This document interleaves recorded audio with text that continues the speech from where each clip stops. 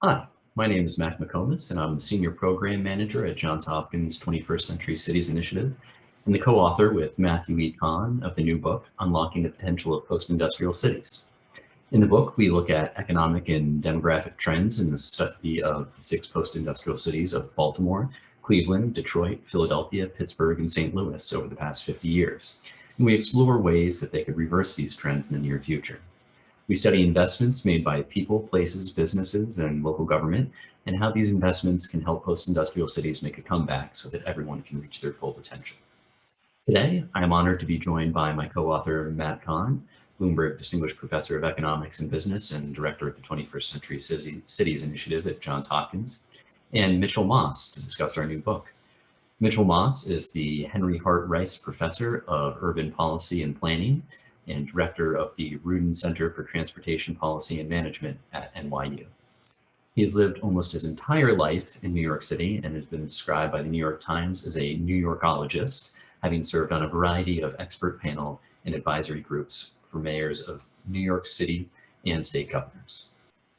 Mitchell, it's fantastic to see you again. I last saw Professor Moss in November 2019 when he invited me to the NYU Wagner School. I had a wonderful time. My parents attended. It was a great honor for them to be back at their beloved NYU. Mitchell, thank you for joining us. I'm delighted to be here with you today.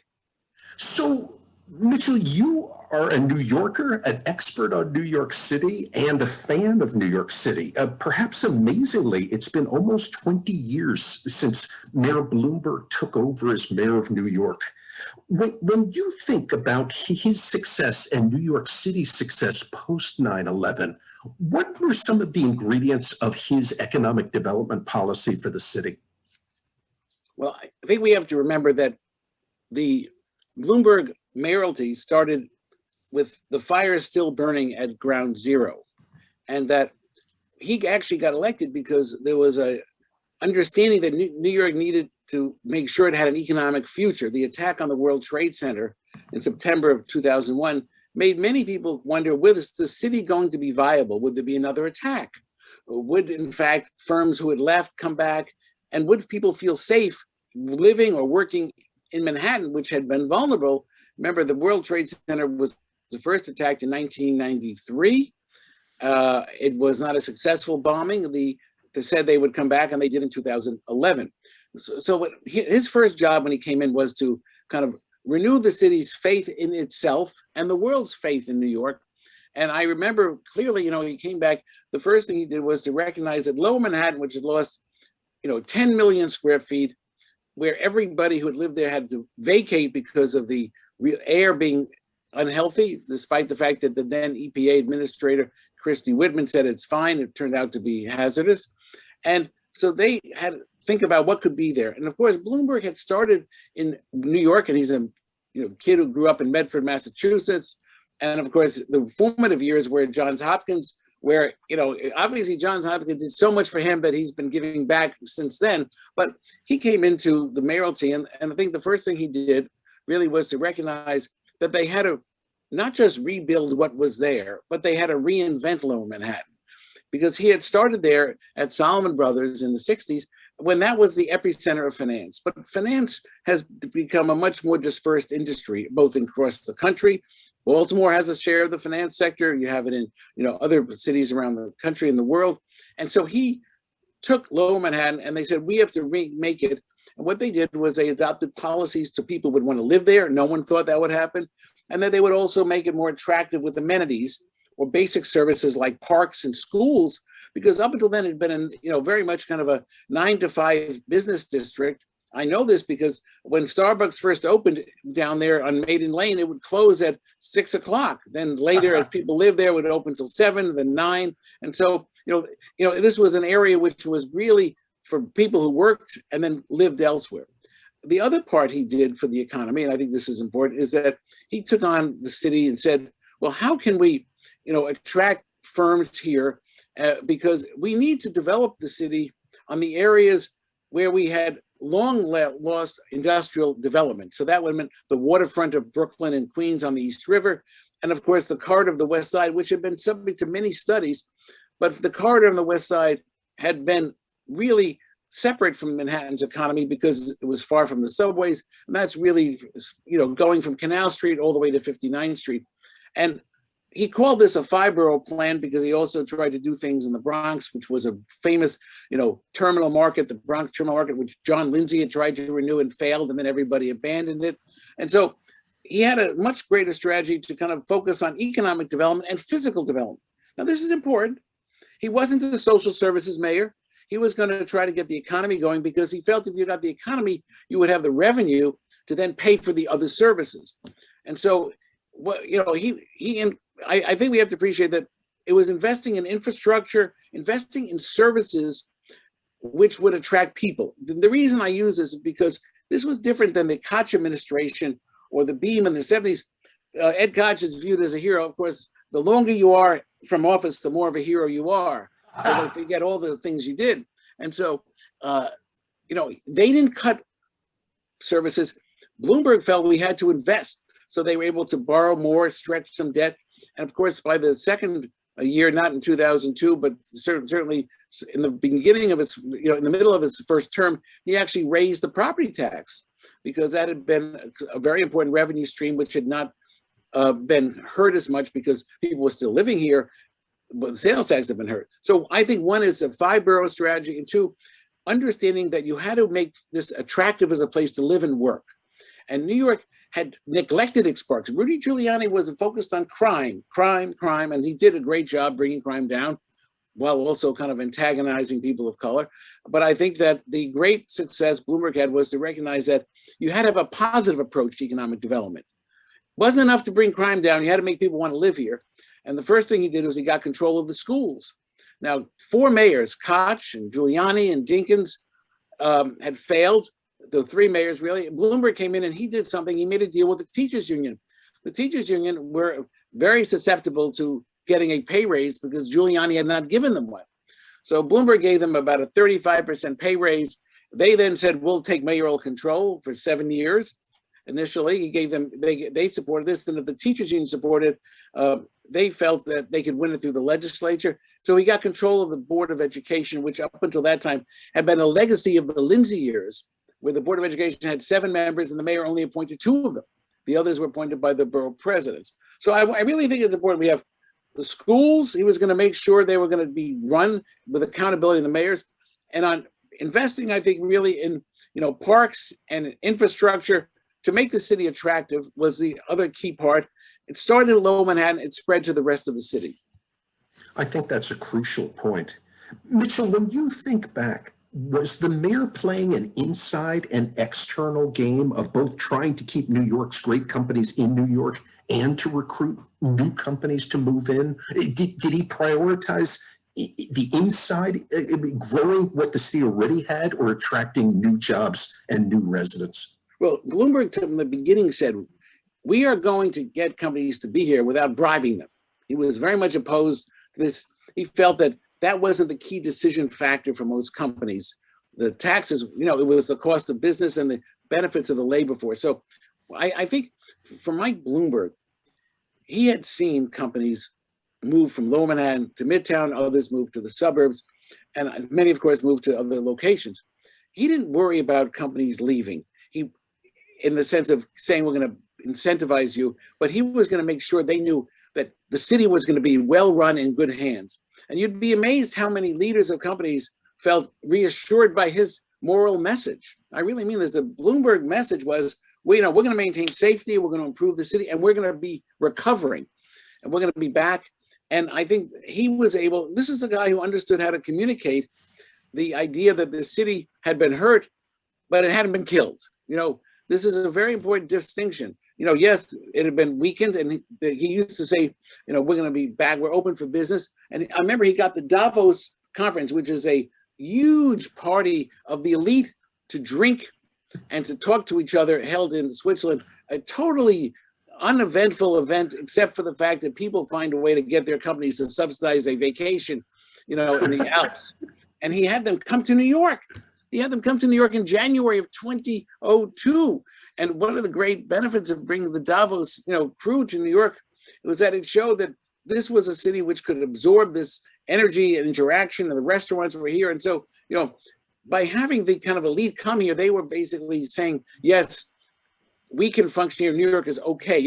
The television cameras were always showing Ground Zero and the flames there every night, whatever was happening there. But at the same time, Bloomberg kind of gave a counter message, which was, yes, that may be going on, but the rest of the city is working forward and moving ahead. So I think that's how I would say it.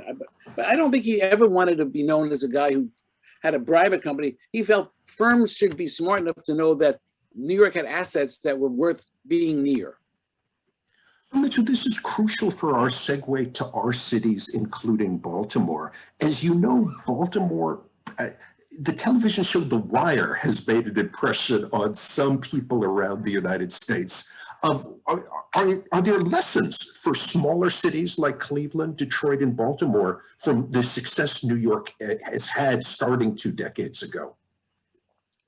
I think, first of all, The Wire became a symbol of Baltimore to the country. Now, I always think of the best movie about Baltimore was Avalon. The movie of the family that had come to Baltimore, set up business.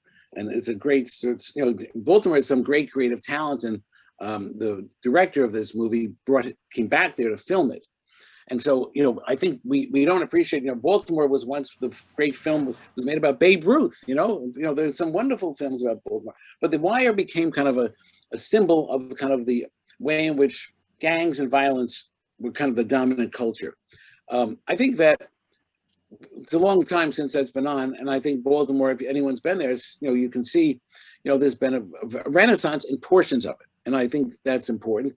I think the other part is that, not every city is a media capital. And so New York benefited both from the good and the bad. So when the Son of Sam was in New York, everyone heard about this guy shooting people randomly. When the fires occurred and Con Ed failed in 1977, it became a national thing because people said, ladies and gentlemen, the Bronx is burning. This was said on ABC TV during a baseball game. So New York has been hurt because, if someone gets killed in Central Park, it's national news. But if someone's killed in Hancock Park in LA, it's barely going to make the LA Times. So I think that, the magnification of the good and the bad occurs with New York, and I think this is illustrated today by the governor of New York's problems. And of course, we have had people who've done many worse things down in Alabama, where you can still marry people at the age of 14, but nothing gets the attention of a governor of New York or a mayor of New York doing something. Matt, can I let you in of other lessons for our Baltimore? Yeah, so Mayor Bloomberg was certainly fortunate that he was able to finance his campaign for mayor. Right. And because of that, didn't have to cash in on political favors and had, the ability to choose people for top positions in his administration. For politicians that aren't as lucky and have to, deal with, donor bases and private interests, what lessons can they see from Mayor Bloomberg and sort of what reforms might be needed to sort of counteract that? Well, Matt, since you raised the issue of how we got elected, I want to say I've read the new book you have coming out from Johns Hopkins Press. And, I think it's a splendid book. I really kind of feel no one has drawn upon all the latest research as effectively as you guys have in, every area of urban services and finance. But on urban government, I think that before I get to how Mike Bloomberg got elected, I want to say something. New York has one distinction that very few people understand, which is that we have a very strong mayor system. And it began that way maybe when it was formed in 1898. But for 120 years, the city has been revising its charter so that more and more power flows to the mayor. In New York City, power flows to the mayor and from the mayor. The two other citywide officials are basically members of the junior varsity. One is the controller, and he has authority over the pensions, But basically, he has to approve the contracts that the city gets into. And the other is the public advocate, who virtually has almost no budget and no responsibilities, which is an ideal job for a politician, because they get up every morning and they say, what should I do? And then they say, well, at least you report, or I'll file a complaint. And it was copied after the Swedish model of an ombudsman. And it's become a great platform to move up, because you can do what, you get up every day, you can say, I can pitch. I don't have to wait for the pitch. I'm going to throw the ball wherever I want, and maybe it will hit somebody, maybe it won't. So we have a city government where we have one mayor, and we have 51 members of the council. And this large council was designed to be representative. So each district is about 151,000 to 165,000. So they represent relatively small districts. And so the charter was designed to have an executive with a citywide mandate and a council with very localized ones. And this, of course, has made sure that every member of the council is either a rookie or a lame duck, because they're term limited. And so the city council, although it's now going through kind of the normal New York kind of transition to becoming more progressive, it's still a shockingly irrelevant organization in terms of setting the agenda, for one reason: the mayor controls the budget. Now, I lived in California, and Matt is from California. This governor of California doesn't control the budget. They have an independent officer who says, this is how much money you have.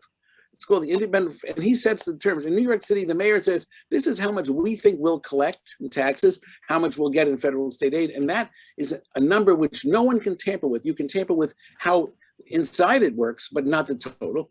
The governor of New York doesn't even determine it. He has to negotiate that amount with the state Senate and the state assembly, and they each hire a different consulting firm to give them the numbers they like. So we have a mayor. So one, he has power over the budget. The second is that he has power over his appointments. He appoints about 70 commissioners with no chance of anyone having to review or confirm them. Remember, the poor president of the United States has to get the Senate to confirm his cabinet members. Mike Bloomberg can pick the police commissioner, the head of the Standing Planning Commission, the head of the management budget. And now they've simply said, now on the Corporation Council, that's going to be reviewed. And they can all be fired at will. They don't have terms of office. This is not like other cities where, they have a 5 or 7 year term. They serve at the pleasure of the mayor, or they don't. And so we have a better system for getting things done. And that also means a new mayor brings in new blood, because almost invariably they may pick some of the junior talent that's been groomed, but the deputy mayors come in new. They may have not been new to government, they're new to those jobs. The commissioners are relatively new. And so every 8 years, or sometimes 4 years, as we had when Dinkins lost, certainly we have an opportunity, or Beam lost. We bring in fresh blood, a new mayor, and the people who work for him have to be responsive to him or her. I think this structure is, something that political scientists, they love studying city manager form of government, commission form of government, mayoral form, but the mayors of Texas, for example, are basically irrelevant. The city managers run things, the mayors have the title, but not the power.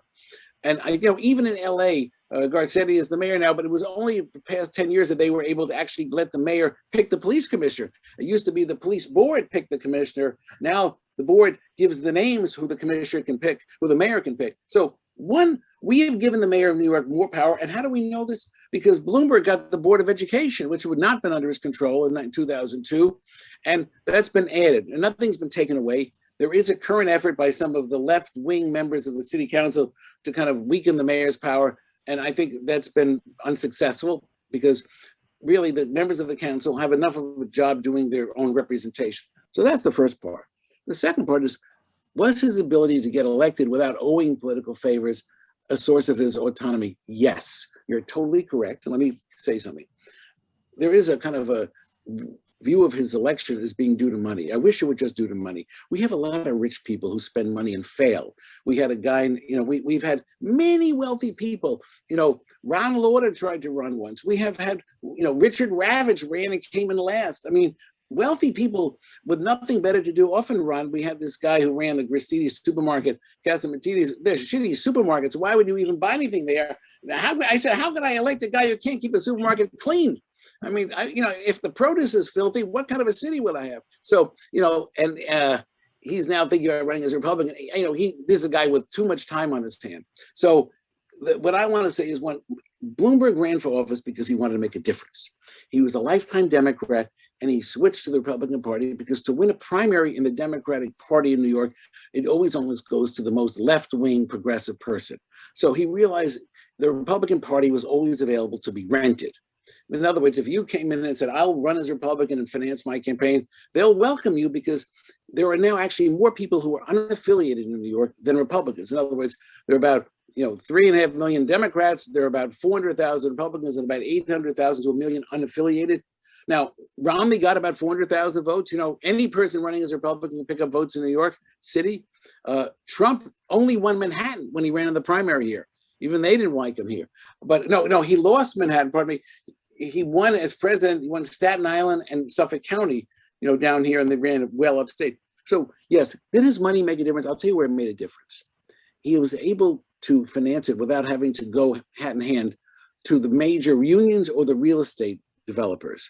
The real estate developers put all their money into Mark Green. They won't say it now, but that's where they because they thought Green was going to win, and they knew him, and they may have been too liberal, but he was someone they knew could work with, they felt. And I think the unions gave a lot of support really to Freddie Ferrer at that time. So what he had was the ability to use money well. He had a good campaign because wealth doesn't mean you know how to spend it. We know this. Jeb Bush had $165 million when he was running in 2016, evaporated, and where'd he wind up? And so, this is important. We have had people run in California who are very wealthy and fail. I think it's important to know. So back to your question. This is what I would say. The money bought his name some credibility. In the summer, they just had ads about how he had built a business. This made it clear he wasn't guy who married the wealth, which is so common in America. He hadn't inherited like the Kennedys. He had not stolen it, which is also another technique of wealth acquisition. And so he ran and he got his name. And then, of course, issues played to his advantage.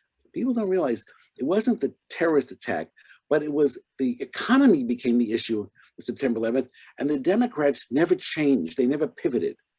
And so Bloomberg ran because he could reassure people about the economy, while the other candidates were simply talking about schools or housing.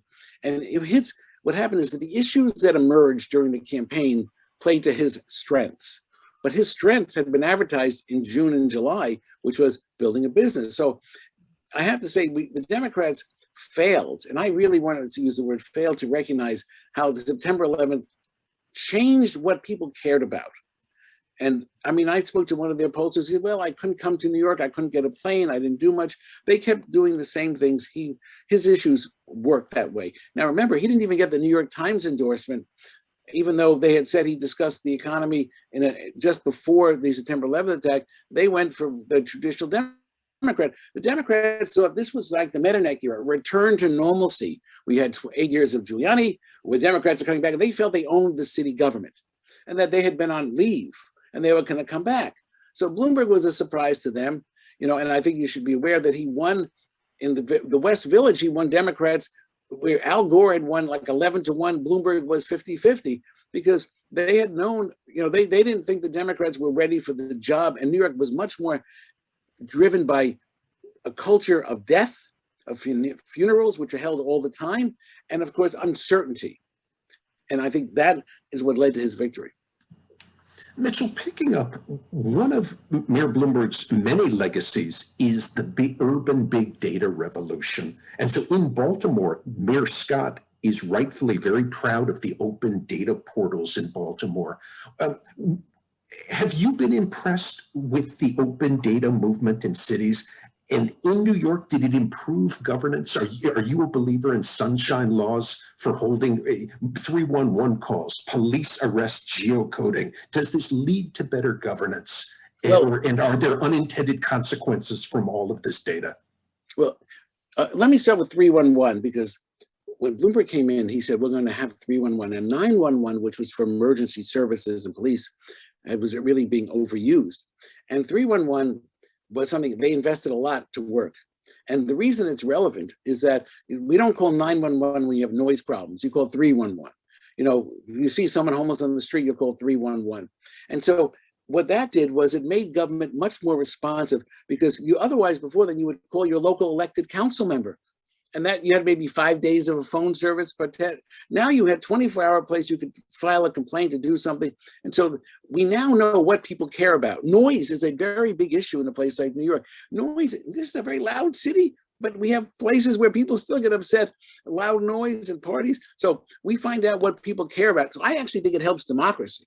You know, I'm going to call 311, and by the way, when they get enough calls, they send out a truck, which is the Department of Environmental Protection, and they check the noise levels, and that has an effect. I think the second example of this, I think, is that what it did was it allowed the people in government to know what people care about, because it's much easier to call 311 than to, you know, call your council member and explain. This becomes, and it becomes systematic data. You now know where the problems are, what they are, you know, and I think that it allows you to understand how complex a city is, because what's an issue in one place is not an issue in another place, like overflowing trash cans. And it allows these small issues which do drive people nuts, you know, like trash cans that are not collected enough. You know, when you cut back on summer help in parks, the trash cans get overflowed. You know, there's kind of a very, very important issue, which is that 311 gave every citizen a direct channel. Now, whether government responds, that's up to the mayor and the commissioners. I think the second part is about data, is that the data revolution in New York started when Bill Bratton was the police commissioner, when he started things, ComStat, which I know Baltimore has developed something like that, which is every other time, if you had a complaint, the police, you go to the precinct or something happened, they write it down on pencil. At the end of the week, they send it down to Central Command. And then maybe about 2 or 3 months later, they look at, wow, we've had some problems here 6 months ago. Now, at Central Park Jogger, there were several precincts which had complaints about kids hassling people and attacking them, but they did not send information to each other. There was no way to know that this vast park was being under siege, because each precinct kept their own information, and there were no computers then in 1989. And I think we don't appreciate the data systems which are developed for fighting crime by tying it to the geography and by tying it to being available, made the police more effective. You know where you had to deploy them. Well, in the same way, you know, we now know, and I think we now know how long it takes for a garbage truck to run its route. You know, how often they have to come and unload the truck. I think we actually are managing our services better. But I always tell people, you know, what New York has done best is that we finally figured a way to keep track of snow removal, because we don't remove snow, we push it to the right. You know, this is not Moscow where they actually take the snow and put it in trucks. We count on the weather melting it. So what New York does is they push the snow to the side. And this is a very important part of what makes services so expensive here. The sanitation workers, 10,000, say that's dressing the truck. They put a plow in front of the truck and they have to plow the streets. But now they have a GPS attached to every truck. So they know what streets are plowed and what aren't. They don't wait for the guy to come back and say, oh, I missed this street or I didn't. The city now can manage its entire fleet of snow removal through using basically GPS tied to the truck, and they have cameras going to record where they're going. So we actually are doing better with our basic services. And now you may not believe this, but if you don't get the snow cleared in the borough of Queens, you will get defeated. Ask John Lindsay. It's snow removal is a sensitive issue in some areas of the city because they don't have mass transit. There are automobile cultures. That's true in Staten Island, it's true in the East Bronx, it's true in Eastern Queens. And so I think it's the use of data with geographic information has allowed New York to map where the services, you know, are performing and where they're not. I think we probably could do more, but we've had a great bunch of talent recently in the Department of City Planning to make this available. I always tell people, go to the Department of Buildings database. They will tell you every permit online that's been issued, and you can by year tell where money is going to renovate buildings. So we now have a better sense of what's going on in New York rather than, you know, waiting for an annual data set that's all manually collected. Mitchell, when I read Mayor Bloomberg's autobiography, one theme that came out was his emphasizing attracting talent, whether it was to Bloomberg, his company, or to New York City. Have you had any thoughts on what the mayor did right to attract talent? And given that cities can't pay superstar salaries, how do cities like Baltimore bring more talent into the public sector? The talent question has always been at the core of Mike Bloomberg's rationale for building a successful enterprise. And I think what makes his mayoralty different was that he recruited people who were not there, as Mac pointed out, because of their political affiliation. So we didn't have a lot of defeated members of Congress or defeated assembly members or defeated council members. Most of the people actually had worked, a fair number had worked in government or the nonprofit sector, and he brought them in. Some of them were from the private sector, but the great difference is that he delegated authority. And I think this is different. Let me see an example. Under the Giuliani administration, they would say, if we want to know what a commissioner thinks, we'll tell them. In the Bloomberg administration, every commissioner was told that they were responsible for coming up with ideas, and if they were good, the mayor would back them. And so it was the opposite. The ideas flowed from the commissioner up to the mayor. The mayor had his own idea. The mayor's great initiative on his own was his idea to ban smoking. Now, nobody thought this was a plausible idea. And of course, this is all because of Johns Hopkins School of Public Health. He had been exposed to those people who'd shown how much cancer was tied to smoking, and in some cases, stroke and heart disease. He comes into the mayor's job. He says, I'm going to ban smoking. I assure you, he might have mentioned it during the campaign, but it wasn't in any commercials. It wasn't in any written material. And even his own top people in the media said, wow, what are we going to do? And of course, every one of the bar owners in New York, said, well, no one's going to come there. And we have about 25,000 restaurants, and we have a whole situation of, we have local bars. People go there, and it's part of their neighborhood infrastructure. And so they protested. They hired someone to dress as the Grim Reaper. So he said, no, because he had something called the Board of Health. I want you to be aware of this. It was created in 1837 and expanded. It's the mayor's private legislature. It was created when we had the cholera epidemic. The cholera epidemic, of course, comes from the pollution of water. That led New York to build a water supply. It was resolved because the British discovered the water systems were the source of it. But the Board of Health, when it was created, was able to impose fines on buildings that weren't connected to the municipal system of water, which they built in the middle of the 19th century. But it continues to this day. And it's been very important in public health in New York. All cities are always vulnerable to epidemics. As we've discovered now, that's where they get to be the most severe because of the density and the ease of contagion. And, public health officials got distracted by studying things like diabetes and others. Well, actually, we're finding out infectious diseases are much worse. The great change of the past year is that, we have a whole new culture of people who are experts in infectious diseases who kind of been in the backwater of, public health. They weren't at the front. Now they're the front of it. So Bloomberg came in and he said, I'm going to ban smoking. And nobody thought he was going to ever get away with this because the restaurants and the bars oppose it. And we have people come here, tourists, and they smoke. Well, he did this. Two things happened. One, jurisdictions around the world copied him. Even in Ireland, they banned smoking inside. And LA had banned smoking in some of their outdoor areas, but no one had been as aggressive on this. And then a year later, they did a study, people going to restaurants who would otherwise have left the bar because of smoke. Now, more people are spending time drinking at the bar because some people who were offended by the secondhand smoke are there. So we now have the smoking outdoors and the drinking indoors where the restaurants are making their money. And so they haven't lost a penny. That's important. We've studied this. And the second part is that, this public health initiative, we find out becomes the passion of his. It's a continuing source of his political kind of autonomy. And I really mean this. He then took on the most aggressive purveyors of fiction, the sugar industry. Now, the sugar industry bought the Harvard School of Public Health. There's documentation on this. They said it was fat that caused heart disease, not sugar, and sugar was okay. There's written work about this, how all of these people studying how bad fat was failed to look at sugar. Well, we now know sugar is not exactly an innocent part of the diet. And, but we're going against Coca-Cola and Pepsi-Cola and the sugar industry. This is a different world. So he didn't win on the sugar battle in regulating the sale of soft drinks, but you didn't find sugar drinks sold in the schools. And, Berkeley, California has a tax on sugar drinks now. Philadelphia has one.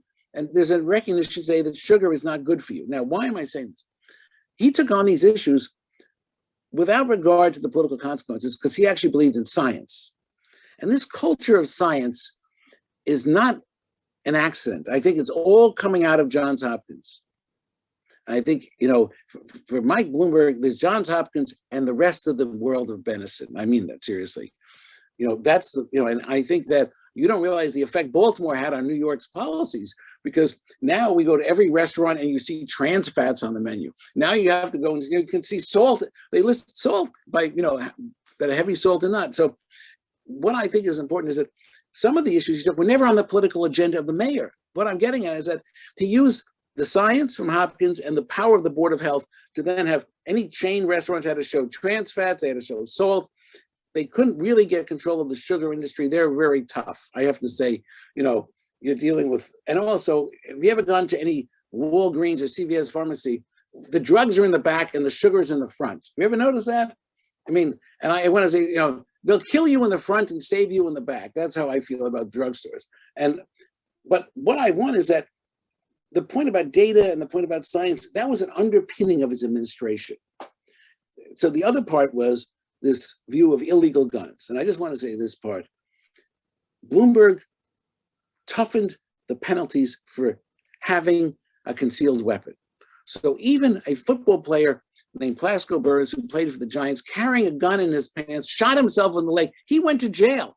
I want to see if that would happen at Cleveland Browns. I want to know if that Chicago Bears would let that guy, they'd make him a hero. But it was very important to show that no one was free of the penalty. Now, there's been a lot of criticism of stop and frisk, but by having this aggressive view on guns, they lowered shootings. People knew, don't carry a gun because you're going to be in jail. And this was kind of a non-negotiable kind of penalty. You could not carry a concealed weapon and expect to come home if a police officer found you. Some of that led to the improvement in safety, because remember, when he came in, people felt, well, Giuliani is leaving, the crime will come back. Crime didn't come back. And I think it's important that, so keeping the city safe became a kind of a big part of the success. Of course, they probably did stop and frisk, which is a constitutionally legitimate thing. Stop. If you have a suspicious person or carrying something, talk. And that went up to about 600,000. They started cutting it back, but of course, they cut it back without telling people they're cutting it back. And I think eventually de Blasio's success in the mayor's race was that he said he would end it. And it wouldn't end it, he's going to cut back on it. And I think the feeling was, and the data from Jeff Fagan, a Columbia School of Public Health scholar, would have been that the number of stops had been targeted towards minority youth, and that most were not carrying any concealed weapon. And so what I think is important is that, there the data worked to kind of change the policy. The judge said it's a constitutionally approved policy, but not as it's carried out. The police commissioner of New York has pointed out that they felt that it was legitimate because they were stopping people in the ratio of the crimes they committed, but certainly the ones they were stopping weren't committing a crime. So whatever you may think, I think the underlying policy was delegate power to the commissioners, then let them be innovative and then back them up. Even if Mike didn't even agree with everything, but he was going to back them up because that would encourage innovation, that encouraged risk-taking. You weren't going to lose your job if you made a mistake. I think that is brilliant in the sense of sort of a pathway to knowledge. And Mac, as you know, a theme in our book is being humble about known unknowns, that cities want to improve quality of life, but there isn't a paint by numbers formula. Mac, can I bring you in to ask Mitchell our final question? I've learned so much here. Yeah, so one thing I wanted to ask about was, you mentioned Mayor Bloomberg's success in getting the local control of schools where his predecessors had failed. Baltimore's recent mayors have really struggled in their relationship trying to work with the Republican governor in Maryland on a variety of issues. There's been some success on some programs, but there's definitely been more conflict than cooperation. So, I'd love to hear more about your thoughts about what made Bloomberg successful in working with the state. Well, when he came in, George Pataki was the governor.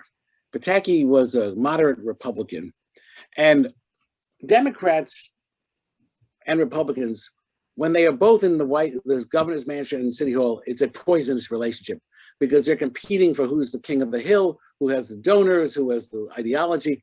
And it's much better when you have opposite parties. And we now know this is proven by the de Blasio-Cuomo relationship, but Lindsay and Rockefeller had a poisonous relationship as well. And so it's really kind of rare. We had a good relationship, I think, with Koch and Ukari, but that was a result of the fiscal crisis. But for the most part, the benefit of Bloomberg was that Pataki was comfortable with him. He wasn't going to, Mike didn't pick fights with the governor in this case. I think, and on the school choice, the legislature has often been much more important in education policy than the governor here, because they are the protectors of the teachers union.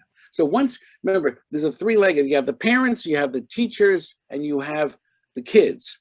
And Mike was able to get, this is important, the parents and the teachers together to say this is better. And they had given up on the schools. I mean, in other words, there had been a feeling of it's time for mayoral control here. And in part because he wasn't a hardcore Republican, the Democrats were willing to let him have it. You know, they're willing to try it. It was going to be a time limited thing. The second part is that when he did get control, it turned out to be revolutionary, because the teachers, you know, were resisting kind of being evaluated. As you know, that's always the case, being tied to the student achievement. But what he did was he took these underperforming schools and he closed them. And the city government has a rule that if you close a school, a year later, you can reorganize it totally, and you can clean house of all the kind of, you know, dead wood that are principals and old teachers. And I went to a hearing once at Jamaica High School. There's nothing more deadly than watching the unions try to protect the jobs of the school that's going to be closed. And even the students are going to come there because they're often the ones who've suffered the most in terms of learning, but they don't realize that closing the school is one of these short-term painful experiences and long-term. So he closed many schools. This is very contentious. And he reinvented them as smaller units. They took a building and they said it's no longer a school, it's several schools in the building, which means that, you know, you can deliver the service with a closer touch to the student. Now, why am I raising this? Because when the Democrats came in, de Blasio, who has really been very much kind of under the watchful management of the teachers union, basically said, we're not closing schools, we're going to invest $770 million. And every study has shown that $770 million had no impact. So one, they got rid of the worst schools. And by the way, every time you close a bad school, you're saving a child's life because they're not going to be exposed. Remember, a bad education is not a public good, it's a public bad. So that's one. And the second part is they did something which is still controversial. They developed a system of choice so that in New York, in the 8th grade, you apply to go to a high school. Now, you can only do this in a city that has mass transit. They said, we're going to let you apply to 12 high schools. And suddenly the citizen became the consumer. Now, in your book, you talk about the consumer city. Well, he made education a consumer product. Now, that meant you had a big guide to all the schools, and they had and you could go and be interviewed by them, or you could go visit them and you could learn about them. And then you would apply to a ranking of 12, and then you would hopefully get into one of those. If not, you had a second chance at different schools. Now, why is this relevant? The relationship between education and the parent was no longer monopolist. And you talk about this, and you cite James Heckman's work in early education, and then you talk about the great Chicago economists were the ones who first, talked about the fact that we should have the market work in schools. Well, we created a public market where parents could pick with the child. Now, that means the parent has to be able to figure out where the school is, and you have to be willing to travel. The New York Times has been very critical because people are traveling. Well, people travel in New York to go to school. They travel to go to the theater. I'm a great opponent of the 15-minute city. I think it's an extremely elitist idea. The whole idea is that no matter where you live, you can go to the best museums, the best schools, the best hospitals. Why should I have to go to the worst medical doctor next door or the worst school? So Mike said, where you live is not going to be determining your education experience. Now, as your book talks about, the neighborhoods can set up the parameters for, Rod Shetty has said this. Well, he said, we're going to make the neighborhood define whether you're getting a good or bad education. So now people apply to different schools. What has this done? It's forced the schools to be more responsive because they get money based on how many students go there. The second part is that parents have to be informed more. The system forces you to kind of learn more about where your child will go to school. And the third part, which I think no one realizes, is that we have much more variety in our public schools because each school has kind of found a way to kind of emphasize sometimes the art, sometimes the language, sometimes science, but we've gone well beyond just having vocational schools and kind of conventional high schools. And so choice is now being kind of challenged by some people, but Joyce freed the poorest kid from being a victim of living in a poor neighborhood. And I think that is one of the great changes he had. So we now have children who, and if you get on the art train, they're going to take a subway to a different school. And we've opened up the school system to everyone rather than just be defined by geography. Mitchell, I want to thank you. This was a great discussion as usual. I can report back to my NYU parents how much fun it is to continue to learn from you. Thank you for joining us tonight. First of all, I want to thank you. And I want to say you should congratulate your parents for the successful scholar that you are. And I want to say I'm honored that you invited me. I want to say something. You know, your work on the environment we haven't mentioned has been pioneering, and I appreciate all you've done there for urban scholars. Thank you. Mitchell, thank you.